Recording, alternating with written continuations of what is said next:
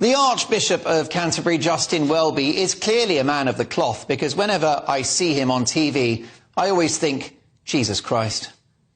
Who knew that being the Archbishop of Canterbury and therefore the head of the Church of England was a role more political than Prime Minister?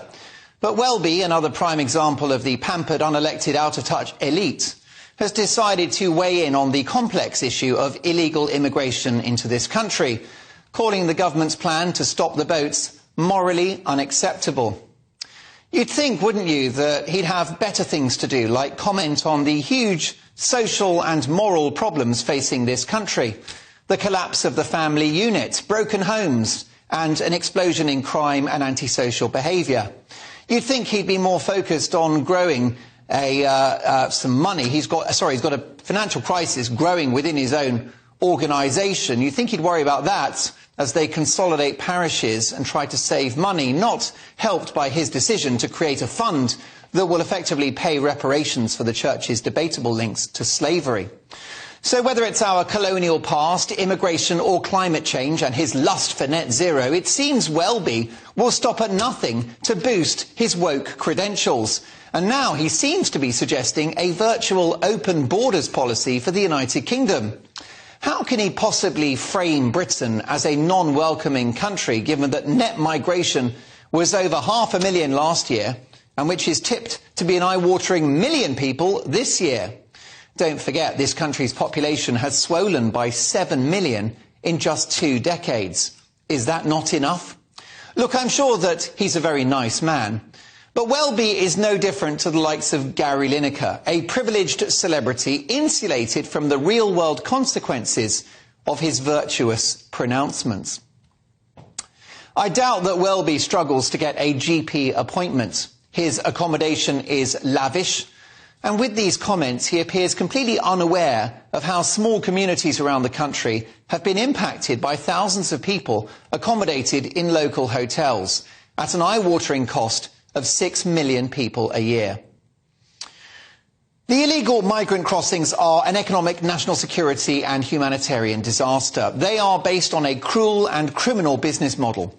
People have perished on those crossings, and the Mail recently reported that 19 suspected terrorists, including 5 linked to ISIS, are living in a taxpayer-funded migrant hotel as we speak. Are terrorists morally unacceptable, Mr. Welby? And let's be honest, old woke Welby's chosen the wrong week to wag his fingers at the public after being convicted of speeding and fined £510, including a victim surcharge. Where was he going in such a hurry? It clearly wasn't heaven. The holier-than-thou Archbishop, it turns out, drives in mysterious ways too. Apparently he didn't get the letters from the police about breaking the speed limit. I can only assume he was distracted and reading The Guardian or something. Britain always has and always will welcome people who seek refuge from this country, but not from a safe country like France, and not economic migrants like the thousands of Albanians who have descended on our shores in recent years. Worth remembering that the Germans and the Swedes, for example, stopped accepting Albanian migrants years ago.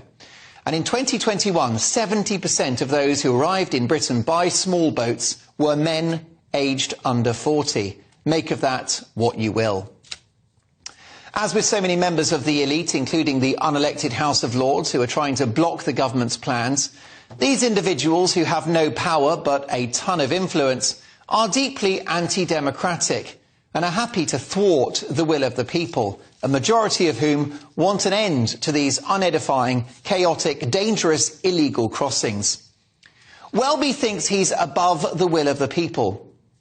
What do you plebs know? He, with a capital H, is guided by a higher force. You might think that Stop the Boats is designed to put human traffickers out of business and stop people jumping the queue at the expense of those who genuinely deserve asylum. But Welby would like to correct you on that. You're ungodly. You are a sinner. You can go to hell. Woke Welby is out of touch, out of step and out of order. And by effectively siding with people traffickers, it's his views which are morally unacceptable, and may God forgive him.